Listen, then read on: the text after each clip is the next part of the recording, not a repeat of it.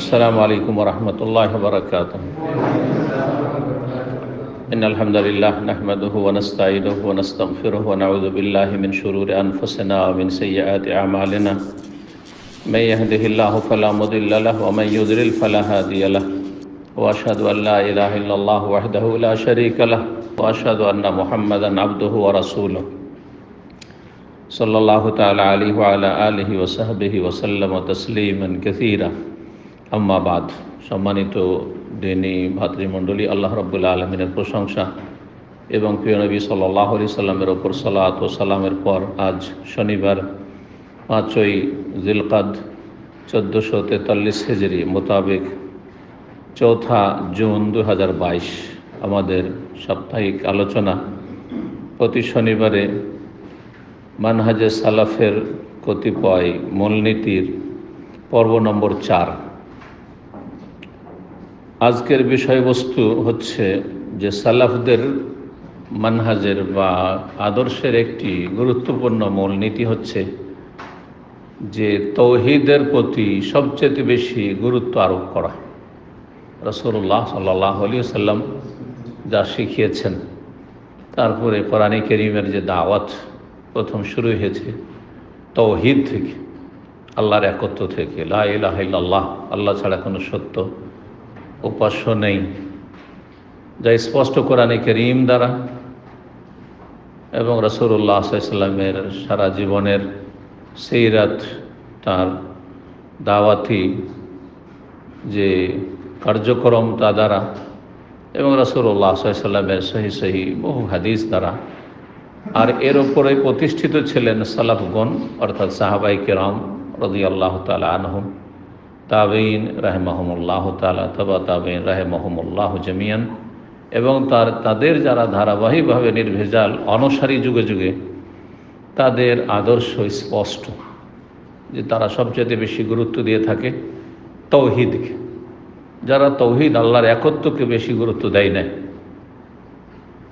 আর তাওহীদের দুটো দিক রয়েছে, একটি হচ্ছে ইতিবাচক আর একটি হচ্ছে নেতিবাচক। ইতিবাচক হচ্ছে যে এক আল্লাহর ইবাদত করতে হবে, আর নেতিবাচক হচ্ছে আল্লাহ ছাড়া কারো ইবাদত করা চলবে না।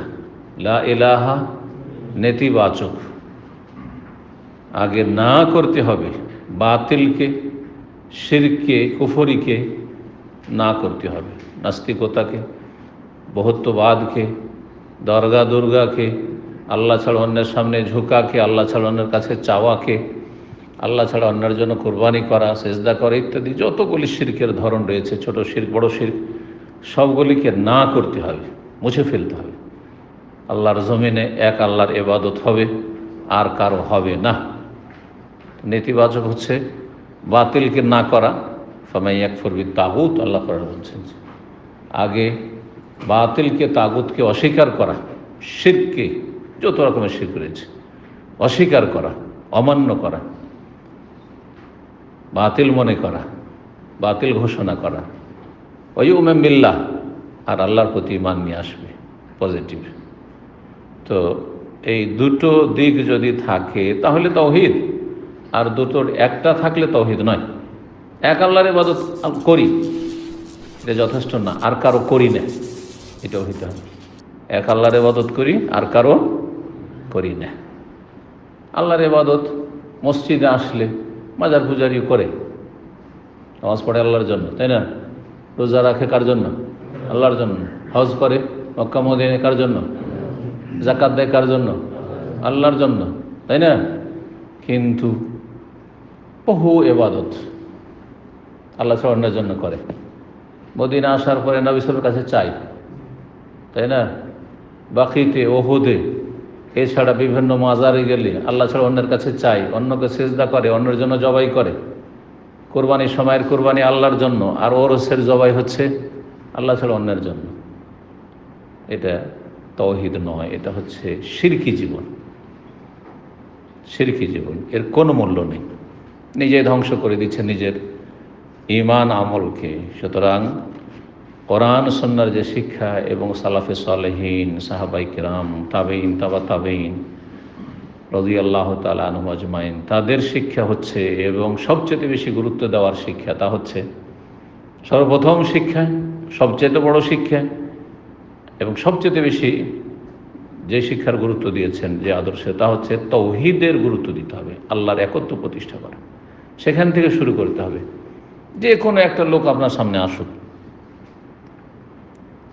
তার মধ্যে মেলা পাপ দেখছেন মাথা থেকে পা পর্যন্ত, তার টাকা নিচে কাপড়, হ্যাঁ, তার দাড়ি নেই, তার মোচ আছে, একেবারে বন জঙ্গল, হ্যাঁ, তারপরে যতগুলি পাপ দেখতে পারেন, হ্যাঁ, ধূমপান করছে, মদ খাচ্ছে, কেউ ব্যভিচারে ডুবে আছে, বিভিন্ন রকমের পাপে ডুবে আছে, বিভিন্ন রকমের পাপে ডুবে আছে। সমাজে সব রকম পাপ আছে, আছে না নেই? কেন মদের কারবার চলে না? মদের লাইসেন্স দেওয়া হয় না? হচ্ছে না? হচ্ছে না? পতিতালয় বেশ্যাখানার লাইসেন্স দেওয়া হচ্ছে না? হচ্ছে না? এখানে আর মাজারও চলছে, পুরো দমে মাজার পূজাও চলছে, ঠিক কিনা? আমাদের দেশে এক শ্রেণীর লোকের আছে যারা ইসলামপন্থী নিজেদেরকে বলিও, অথবা তাদেরকে মনে করা হয় ইসলামিক দলের লোক, সংগঠনের লোক। তারা সরকারি মদের লাইসেন্স আর বেশ্যাখানার লাইসেন্সের বিরুদ্ধে বলে, কিন্তু মাজারের বিরুদ্ধে তাদের কোনো কার্যক্রম পাবেন না। শিরকি কুফরের বিরুদ্ধে, শিরক মানে যে শিরকগুলো মুসলিমরা করছে ওগুলোর বিরুদ্ধে কিছু পাবেন না, কিছু পাবেন না। এটা তাওহীদ নয়, এটা সালাফদের আদর্শ নয়।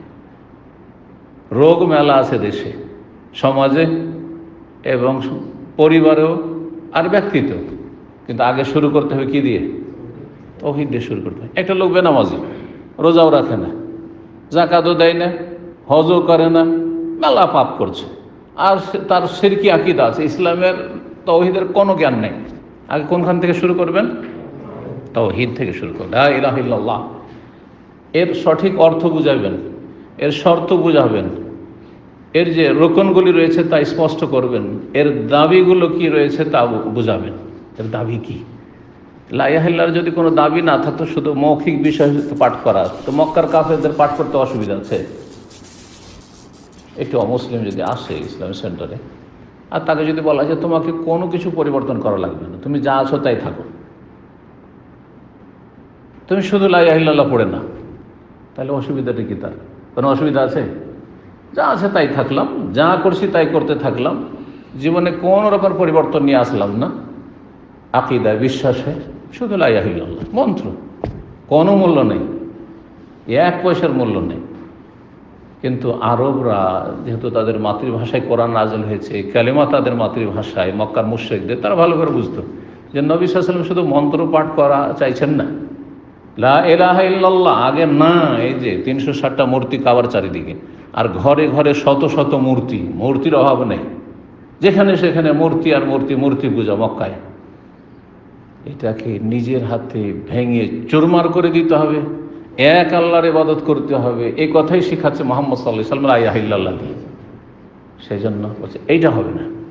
তুমি রাজত্ব চাও, রাজত্ব দেবো, তুমি সুন্দরী রমণী চাও, বিয়ে দিয়ে দেবো, কাকে তুমি চয়েস করছো, দেখো কোন পরিবারে বিয়ে করবে, বলেছিল না? বলেনি তারা? জি হ্যাঁ। তো প্রথম যে গুরুত্ব দিতে হবে, আর সবচেয়ে বেশি গুরুত্ব দিতে হবে, এই জন্য তাওহীদের ওলামারা বলেছেন যে সবচেয়ে বড় ফরজ আর সর্বপ্রথম ফরজ, সর্বপ্রথম ফরজ ইসলামের, আর সবচেয়ে বড় ফরজ হচ্ছে তাওহীদ, আল্লাহর একত্ব। আর সেটি লা ইলাহা ইল্লাল্লাহর অর্থ জানা এবং তার যতগুলি দিক একটু আগে বলছিলাম সেগুলি জানার পরে তা পালন করা, বাস্তবায়ন করা, তাহকিকুত তাওহীদ। তাওহীদের গুরুত্ব দিতে হবে, এটি হচ্ছে মূলনীতি। গুরুত্ব দিতে হবে ব্যক্তি জীবনে, আকীদা আমলের ক্ষেত্রে, গুরুত্ব দিতে হবে দাওয়াতের ক্ষেত্রে, ও দাওয়াতে এলাইহি, এবং তাওহীদের দাওয়াত দিতে হবে ফিল আহওয়ালে কুল্লিহা, সর্ব অবস্থায়, অনুকূল প্রতিকূল অবস্থায়, আপনার ফেভারে অবস্থা সমাজ পরিবার না আপনার উল্টো, সব অবস্থায় তাওহীদের দাওয়াত দিতে হবে। ধরেন আপনি আপনার গ্রামে যাচ্ছেন, আপনার সমাজ আছে একটা গ্রামে, আপনার পরিবার আছে, ঠিক না? আর আপনি আছেন, প্রতিটি মানুষের কিন্তু পরিবার আছে আর সমাজ আছে, আছে না নেই? আপনার সমাজে গিয়ে দেখছেন বা পরিবারে গিয়ে দেখছেন যে আমি যদি মাজার পূজা সম্পর্কে বলি তাহলে একটি কথা শুনবে না। পীর পূজা করতে নিষেধ করি, একটি কথা শুনবে না। কিন্তু যদি বলি তোমরা জুয়া খেলিও না, তাস খেলিও না, মদ খেয়েও না, ব্যভিচার করিও না, তোমরা বেহায় বেপরদা চলিও না, এগুলোতে একমত। তাহলে এগুলোর দাওয়াত দেওয়া শুরু করলেন, আপনি তাওহীদকে বাদ দিয়ে দিলেন, চলবে নাকি? যদি এদেরকে ফজিলত বলি শুধু যে এটা করলে এত নেকি, হাজার হাজার নেকি, লক্ষ লক্ষ নেকি, তাহলে সবাই পছন্দ করবে যে খুব ভালো কথা তো বলছে, ভালো কথা বলছে। কিন্তু যদি বলে এটা শিরক, এইটা বেদাত, এটা না করতে হবে, এইটা করা চলবে না, এটা ছাড়তে হবে, না, তাহলে অনেকে বিরোধী হয়ে যাবে, প্রতিকূল অবস্থা তৈরি হয়ে যাবে। সব অবস্থায় আপনাকে তাওহীদের দাওয়াতকে এক নম্বরে রাখতে হবে। এটা হচ্ছে সালাফদের আদর্শ। কিন্তু অন্যদের আদর্শ, আমাদের তবলিগী ভাইদের আদর্শ শোনেন, তাদের আদর্শ কি? ফাজাইল বলতে হবে, হ্যাঁ, রাজাইল বলতে হবে না। ফাজাইল মানে হচ্ছে যেগুলো ফজিলত, এই তসবিহ করেন এত নেকি, এটা করেন এত নেকি, এই লক্ষ নেকি তো কোটি নেকি তো এত নেকি, হ্যাঁ, এই করলে এই সব, এই করলেই সব, এক উমরা পাবেন, এক হজ পাবেন, অসুবিধা নেই, কারণ এগুলোতে ঘৃণা ছড়াবে না তাদের ভাষায়। কিন্তু যদি বলেন আপনি যে তাবিজ বেঁধে আছেন শিরক, আপনি বলছেন যে বৃহস্পতিবারে বা রাত হলে দান খেরাত করা যাবে না, রাত হলে কাউকে ধার দেওয়া যাবে না, এগুলো শিরকি আকীদা, বুঝা গেছে? অলৌকিক লক্ষণ শিরকি আকীদা, বলছে ঘৃণা ছড়াবে, এগুলো হলো রাজাইল, মানে নোংরামি, সমাজের আকীদার নোংরামি, আমল আখলাকের নোংরামি। জি, মানুষকে যদি পজিটিভ করতে বলেন তো সবাই কিন্তু পছন্দ করবে, তাই না? আপনার যদি বলি যে রাত্রে গিয়ে তাহাজ্জুদ পড়েন, কেউ রাগ করবেন? রাগ করবেন? কিন্তু যাদের টাকার নিচে কাপড় আছে, আলহামদুলিল্লাহ প্রায় নেই, কারণ যারা নিয়মিত সেন্টারে আসছেন অনেক ভালো, অন্যদের চাইতে অনেক গুণ ভালো, আলহামদুলিল্লাহ। তো কথা হচ্ছে যে যদি বলি যে না, আপনার এই কাপড় হারাম কাপড়, জাহান্নামে নিয়ে যাবে, আপনি কাটেন, তা আপনি কিছু না বললেও মনটা খারাপ করবে, লাগবে না? লাগবে না, কারণ আপনার ভুল ধারা হয়ে গেল। কিন্তু যে আপনাকে বলি যে আপনি 1 ঘন্টা আল্লাহর রাস্তায় তাহাজ্জুদ পড়িয়েন, হাজার হাজার বার আপনি কালেমা তাওহীদ পড়িয়েন, রাগ করবেন? খুশি হবেন, যেমন তো অনেকে নেকির কথাই শিখাইল যে না, এই ফর্মুলা তাবলীগী ফর্মুলা। আর আরেকটা ফর্মুলা হচ্ছে যে মানুষকে ঠিক করলে রাষ্ট্রীয় ক্ষমতা হাতে হইতে হবে, নাহলে কি করে ঠিক করবেন? প্রশাসন হাতে নাই, তাহলে ক্ষমতা লাগবে। দাদা বোঝা গেছে? এটাও মজা লাগে আবার, কারণ সবাই চাই ক্ষমতায় থাকতে, সবাই চাই হাকিম হইতে, কেউ মাহকুম হতে চায় না, সবাই হুকুম করতে চায়, হুকুম কারো শুনতে চায় না, কষ্ট লাগে, বুঝছেন না? আপনি হুকুম করতে মজা লাগবে প্রত্যেককে, আমাকে আপনাকে, কিন্তু আপনাকে যদি হুকুম করে, যখন অফিসে যাচ্ছেন, তাল রো, যাও আসো, এই কাজ করো, ওই কাজ করো, বিরক্ত হয়ে যান। কিন্তু আপনি এরকম হুকুম রাত দিন করছেন, আপনাকে মজা লাগছে যে আমার অর্ডার চলছে, তাই না? সবাই ক্ষমতা পছন্দ করে, এটা মানুষের নেচার। যার ফলে আর এক দল কি করেছে, ইখওয়ানি জামাতিরা, ওরা বলছে না, রাষ্ট্রীয় ক্ষমতা, ওইটাও ইন্টারেস্টেড, খুব মজার, রাষ্ট্রীয় ক্ষমতা দখল করতে হবে, একামতের দিন মানে রাষ্ট্রীয় ক্ষমতা, কথা বলছেন? খুব পছন্দ লাগলো জামাতিদের দাওয়াত, তখন ওই জামাতে সব ভিড়ে গেল, কথা বোঝা গেছে? ইখওয়ানি দলে ভিড়ে গেল, আন্দোলন করা শুরু করলো। আল্লাহ হেফাজত করে। এগুলো নবী রসুলের দাওয়াত নয়, আর এগুলি সাহাবায়ে কেরামদের দাওয়াত নয়। কোনটি দাওয়াত? লা ইলাহা ইল্লাল্লাহ থেকে শুরু, আগে তাওহীদ, আল্লাহর জমিনে এক আল্লাহকে সিজদা হবে, তাওয়াফ হবে একমাত্র আল্লাহর ঘর খানা কাবার, কোথাও তাওয়াফ হবে না, কোনো মাজারে হবে না, কারো কবরে হবে না, চাইবেন একমাত্র আল্লাহর কাছে, কারো কাছে চাওয়া যাবে না, ইয়া আলী, ইয়া গৌস, ইয়া খাজা, কারো কাছে চাওয়া যাবে না, বড় শিরক, কুফর, সমস্ত আমল বরবাদ হয়ে যাবে। কথা বুঝতে পেরেছেন? জি, তাওহীদ, তাওহীদের দুটো দিক বললাম, নেগেটিভ আর পজিটিভ। যেমন নিজে তাওহীদ প্রতিষ্ঠা করতে হবে সবচেয়ে বেশি গুরুত্বের সাথে, তেমনই তাওহীদের দাওয়াত দিতে হবে, এটা থেকে শুরু সবচাইতে গুরুত্বের সাথে, যে কোনো অবস্থায়। একটি হাদিস প্রথম বলি, মুআয ইবনে জাবাল রাদিয়াল্লাহু তাআলা আনহু থেকে। তিনি বলছেন যে নবী করিম সাল্লাল্লাহু আলাইহি ওয়াসাল্লাম তাকে একবার বললেন যে মুআয, নবী সাল্লাল্লাহু আলাইহি ওয়াসাল্লামের সাথে মুআয ছিলেন, বরং একই বাহনের পেছনে বসেছিলেন। বললেন, আতাদরি মা হাক্কুল্লাহ আলাল ইবাদ, তুমি জানো যে বান্দার উপর আল্লাহর হক কি? বান্দার উপর আল্লাহর হক কি? ওয়া হাক্কুল ইবাদ আলাল্লাহ, আর বান্দার হক আল্লাহর উপর কি? মানে বান্দা আল্লাহর কাছ থেকে কি পায়, আর আল্লাহ বান্দার কাছ থেকে কি পায়, কি হক, অধিকার। আল্লাহ ভাবলেন যে নবী সাল্লাল্লাহু আলাইহি ওয়াসাল্লাম কি বলবেন না বলবেন, আমি এমনি একটা ঢিল ছুড়ে দিলাম, হ্যাঁ আন্দাজের উপরে একটা ছেড়ে দিলাম উত্তর, এইরকম কাজ করতেন না সাহাবীরা। বলছে আল্লাহ ওয়া রাসূলু, আর আল্লাহ বেশি জানেন এবং তার রাসূল সাল্লাল্লাহু আলাইহি ওয়াসাল্লাম যেহেতু আমাদের মাঝে রয়েছেন, তার কাছে ওহী আসছে, আমাদের চাইতে অনেক বেশি জানেন তিনি। আল্লাহ ওয়া রাসূলু আলাম। তখন নবী সাল্লাল্লাহু আলাইহি ওয়াসাল্লাম বললেন হাক্কুল্লাহি আলাল ইবাদ, আল্লাহর হক, আল্লাহর অধিকার হচ্ছে বান্দার উপর, আইয়াবুদুহু, যে এক আল্লাহর ইবাদত করবে, ওয়ালা ইউশরিকু বিহি শাইআ, তার সাথে কাউকে কোনো কিছুকে শরীক করবে না। দেখেন ইতিবাচক আর নেতিবাচক। আইয়াবুদুহু, একমাত্র আল্লাহর ইবাদত করবে, ইল্লাল্লাহ, ওয়ালা ইউশরিকু বিহি শাইআ, আর আল্লাহর সাথে কোনো কিছুকে শরীক করবে না। এটা হচ্ছে লা ইলাহা, নেই কেউ, সুতরাং শরীক তো নেই, আল্লাহ শরীক নেই। এটা হচ্ছে কার হক? আল্লাহর হক। কার উপর? বান্দা মানে যে কোনো সৃষ্টির উপর। এখানে বান্দা মানে শুধু মুসলিম বান্দা নয়, মুসলিম বান্দা হচ্ছে সৎ বান্দা, আর কাফের বান্দা হচ্ছে অবাধ্য বান্দা। অনগত আর অবাধ্য পার্থক্য, কিন্তু আল্লাহর সৃষ্টি হিসাবে সবাইকে বান্দা, এই অর্থে সমস্ত মানুষের উপর আল্লাহ সবচেয়ে বড় হক হচ্ছে লা ইলাহা ইল্লাল্লাহ। ওই লা ইলাহা ইল্লাল্লাহরই ব্যাখ্যা হচ্ছে আইয়াবুদুহু ওয়া লা ইউশরিকু বিহি শাইআ। যখন এই হক আদায় করে দিবেন, তো আপনার আমার বান্দার আল্লাহর ওপর হক আছে। যখন এই হক আদায় করেন তখন হক হবে। সেটা কি বলছেন? হাক্কুল ইবাদি আলাল্লাহ, বান্দার হক হবে আল্লাহর ওপর। আল্লাহ ইউআযযিবা মান লা ইউশরিকু বিহি শাইআ, আল্লাহ আযাব শাস্তি দেবেন না জাহান্নামের স্থায়ীভাবে, বিশেষ করে যেই ব্যক্তি তার সাথে কোনো কিছুকে শরীক করে না, কোনো শিরক নেই। শিরক যদি বড় শিরক করে, চিরকাল জাহান্নামে থাকতে হবে। বিনা শিরকে যদি মরতে পারে, শিরক মুক্ত হয়ে যদি মারা যেতে পারে, তাহলে আল্লাহ আযাব শাস্তি দেবেন না, মানে স্থায়ী আযাব শাস্তি দেবেন না। শিরক করেনি কিন্তু মদ খেয়েছে, আযাব দেবেন না, আল্লাহর ইচ্ছাধীন। কিন্তু নিশ্চিত নয় যে আযাব দিবে, আল্লাহর ইচ্ছাধীন। আল্লাহ ইচ্ছা করলে আযাব দেবেন, যেমন হাদিসে রয়েছে। আল্লাহ ইচ্ছা করলে তার রহমতে, বিভিন্ন ওসিলাতে, মাধ্যমে, নবী শাফাআতে ইত্যাদি ইত্যাদি মাফ করবেন। কার অন্তরে সততা ছিল, বারবার তিরস্কার করেছে কিন্তু বাঁচতে পারেনি, বারবার চেষ্টা করতো, তারপরে ওর অন্তরটা ভালো ছিল, এটাও আল্লাহ দেখেন। মেলা দিক আল্লাহ রাব্বুল আলামিনের দৃষ্টিতে রয়েছে বান্দার। মুত্তাফাক বুখারী মুসলিমের হাদিস। এই হাদিস থেকে স্পষ্ট প্রমাণ হয় যে তাওহীদ হচ্ছে আল্লাহর হক। তাওহীদ হচ্ছে আল্লাহর হক, সবচেয়ে বড় হক। তাওহীদের সাথে এক আল্লাহর ইবাদত ছাড়া আর কারো করব না, এটা ঠিক রেখে বাকি ইবাদত বন্দেগীগুলি ওর ভিত্তিতে।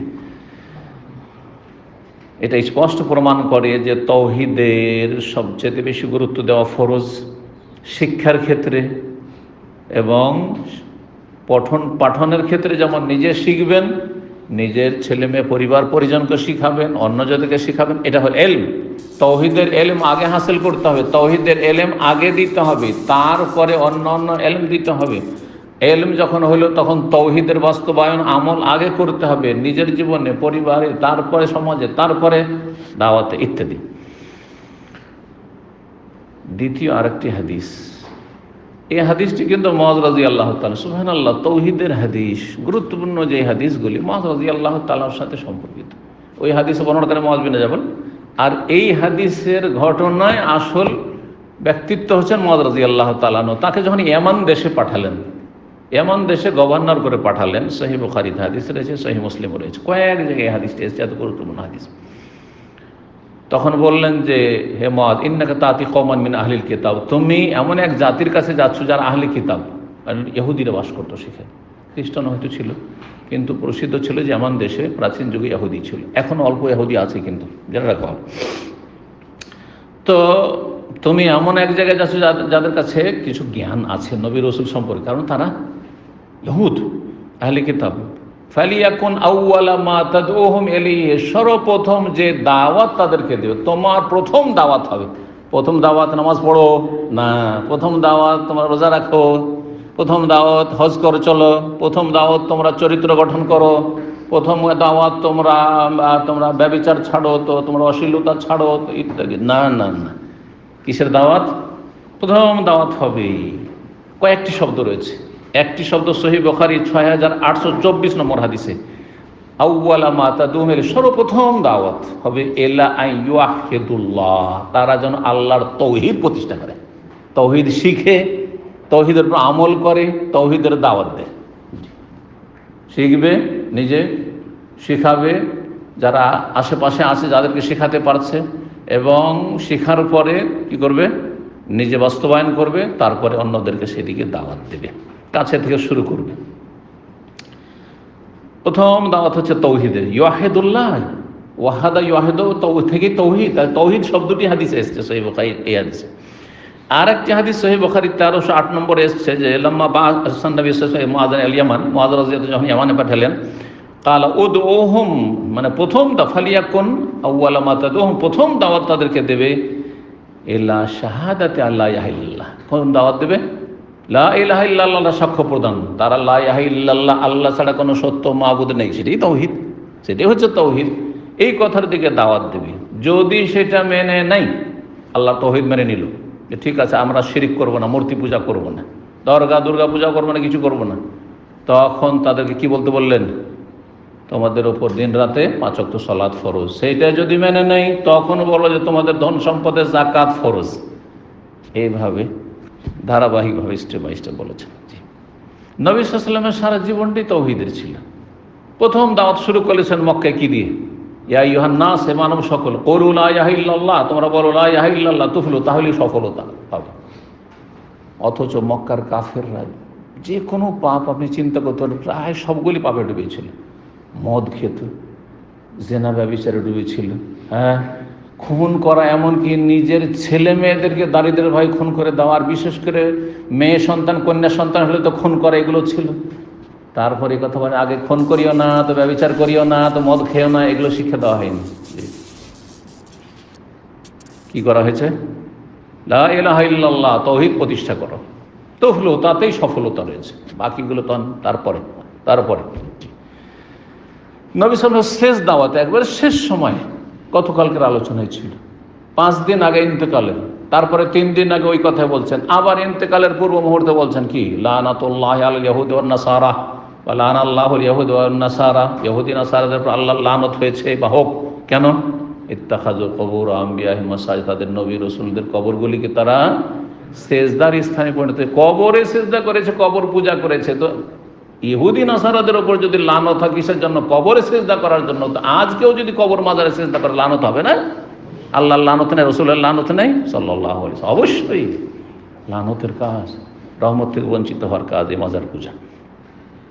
এই ছিল আজকের এই গুরুত্বপূর্ণ আলোচনা। এই আদর্শকে বহাল রেখেছেন, এর উপর প্রতিষ্ঠিত থেকেছেন খোলাফায়ে রাশিদুন, প্রথম খলিফাত রাসূলুল্লাহ আবু বকর সিদ্দিক রাদিয়াল্লাহু তাআলা আনহু, জি, তারপরে দ্বিতীয় খলিফা আমিরুল মুমিনিন ওমর ইবনে খাত্তাব রাদিয়াল্লাহু তাআলা আনহু, তারপরে তৃতীয় খলিফা উসমান ইবনে আফফান রাদিয়াল্লাহু তাআলা আনহু, তারপরে জি, এইভাবে এমনকি তারপরেও বনু উমাইয়াদের যুগে যে কোনো জায়গায় গিয়েছেন, নতুন এলাকায় গিয়েছেন বিজয়ের জন্য, প্রথম কিসের দাওয়াত দিয়েছেন, তৌহিদের আগে দাওয়াত দিয়েছেন, শিরক ছাড়া এক আল্লাহর ইবাদত করা, তারপরে অন্য শিক্ষা। এটাই ছিল সালাফদের আদর্শ। সুতরাং সেই আদর্শের উপর প্রতিষ্ঠিত থাকতে হবে। দাওয়াত শুরু করতে হবে আপনার ঘরে গিয়ে, প্রথম শিরক যা আছে শিরকগুলি সম্পর্কে সতর্ক করতে, এইটা শিরক, ওইটা জানে না যেগুলো শিরক, মনে করে যে তো হিন্দুরা শিরক করে, আমরা তো মূর্তি পূজা করি, কি বলে তারা, মাজার পূজা যারা করে, পীর পূজা করে, তারা কি বলে, আমরা তো হিন্দুদের মতো মূর্তি পূজা করি না, আমরা তো এদের শ্রদ্ধা করছি, তাজিম করছি, ওলিয়া উলিয়া, তাজিমের নামে যে শিরক কুফরি হয়ে যাচ্ছে। অতি ভক্তি যদি দুনিয়ার ক্ষেত্রে কেউ করতে আসে, তো এটা চোরের লক্ষণ। ট্রেনে সফর করছেন, আর এসে খুব খাতির জমাইছে, একবার চা দিচ্ছে, একবার কফি দিচ্ছে, কি যে খাওয়াই বেহস করে দিয়ে সব নিয়ে যায়, করছে না? অতি ভক্তি চোরের লক্ষণ। আর ধর্মীয় ক্ষেত্রে যদি অতি ভক্তি দেখেন যে কেউ বেশি ভক্তি করছে, আল্লাহর ওলিদেরকে বাড়াইতে আল্লাহ এত ক্ষমতা দিয়েছে যে আল্লাহ এদেরকে সব দায়িত্ব ভাগ বন্টন করে দিয়েছেন। এখন খাজা বাবার কাছে চাইলেই পাওয়া যায়, শাহজালাল বাবার কাছে চাইলেই পাওয়া যায়, আটরসি বাবার কাছে যারা যায় খালি হাতে ফিরে আসে না। অতি ভক্তি হচ্ছে বেদাতির লক্ষণ, মুশরিকদের লক্ষণ। আল্লাহ হেফাজত করুন এইসব শিরক বেদাত থেকে। খাইবারের যুদ্ধের সময় ওটাও মনে রাখেন, রাসূলুল্লাহ সাল্লাল্লাহু আলাইহি সাল্লাম যখন আলী রাদিয়াল্লাহু তাআলাকে পতাকা দিয়ে পাঠালেন, বেশ কয়েকদিন অবরোধের পর বিজয় হচ্ছে না, কেল্লায় তার এমনভাবে সুরক্ষিত হয়ে ঢুকে আছে, বের করা যাচ্ছে না, ঢোকাও যাচ্ছে না। আগামী দিনে এমন ব্যক্তিকে পাঠাবো যাকে আল্লাহ ভালোবাসেন আর যে আল্লাহকে বেশি ভালোবাসে, রাসূলকে ভালোবাসে, তাই না? আর তার হাতে আল্লাহ বিজয় দিবেন, ভবিষ্যৎবাণী করে দিলেন সন্ধ্যাবেলা। আর তারপরে আলী রাজি খুঁজে পাচ্ছেন, অসুস্থ ছিলেন, ডাকা হইল, তারপরে তাকে পাঠালেন। কিন্তু তাকে গিয়ে বললেন যে দেখো, অনফুজ আলা রিসলাত, ধীরে ধীরে তুমি যাবে, তাড়াহুড়া করবে না, আস্তে ধীরে, হাত্তা তানজিলা বিসাহাতিহিম, ওদের উঠানে গিয়ে ওদের এলাকায় গিয়ে আগে অবতরণ করবে, নামবে, তারপরে যুদ্ধ শুরু করে দিও না। এসেছে যুদ্ধ শুরু, একবার আক্রমণ শুরু, হানা দেওয়া না। কি করবে? সোম্মাদ ওহম আল ইসলাম, ইসলামের দিকে আহ্বান করো। আর ইসলামের প্রথম কালেমা হচ্ছে ইসলামের 5টি যে রোকন, তার হচ্ছে লা ইলাহা ইল্লাল্লাহর সাক্ষ্য প্রদান করা, মুহাম্মদুর রাসূলুল্লাহ সাক্ষ্য প্রদান করা। আর ঈমানের প্রথম রোকন হচ্ছে ঈমান বিল্লাহ। ঈমানের 6টি রোকনের প্রথম কি? আল্লাহর প্রতি ঈমান। আল্লাহর প্রতি ঈমান অন্তরে, এটা হচ্ছে ঈমানের প্রথম রুকুন। আর ইসলামের প্রথম রুকুন হচ্ছে আশহাদু আল্লা ইলাহা ইল্লাল্লাহ ওয়া আশহাদু আন্না মুহাম্মাদান রাসূলুল্লাহ, যেটা জবান দিয়ে। ইসলামের যে 5টি রুকুন, তার সম্পর্ক হচ্ছে মানুষের বাহ্যিক জীবনের আমলের সাথে। আর ঈমানের যে রুকুনগুলি রয়েছে, সেগুলি সম্পর্ক হচ্ছে অন্তরের বিশ্বাসের সাথে। আল্লাহর প্রতি বিশ্বাস, ঈমান বিল্লাহ, মালায়েকাতে, ফেরেশতার প্রতি বিশ্বাস, ও কুতুবি কিতাব সমূহের প্রতি বিশ্বাস, রাসূলগণের প্রতি বিশ্বাস, ওয়াল ইয়াউমিল আখির, পরকালের প্রতি বিশ্বাস, ওয়াল কাদরি খাইর রেহি, ভালো মন্দ তকদির, অসার রেহি, ভালো মন্দ তকদিরের প্রতি বিশ্বাস। দেখেন, সবগুলি সম্পর্ক হচ্ছে ভিতরে, কলব, হৃদয়ের সাথে। জি, আল্লাহ রাব্বুল আলামিন যেন আমাদেরকে তৌহিদের প্রতি গুরুত্ব দেওয়ার তৌফিক দান করেন।